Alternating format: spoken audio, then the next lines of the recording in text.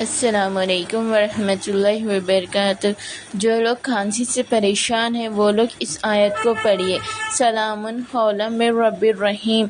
इस आयत को जितना हो सकेगा आप लोग उतना पढ़िए जब आपकी खांसी कम नहीं हो रही। आप लोग कितनी दवाई खा लीजिए बट इस आयत को पढ़ने से आपकी खांसी जल्द से जल्द शिफा कर देंगे अल्लाह ताला।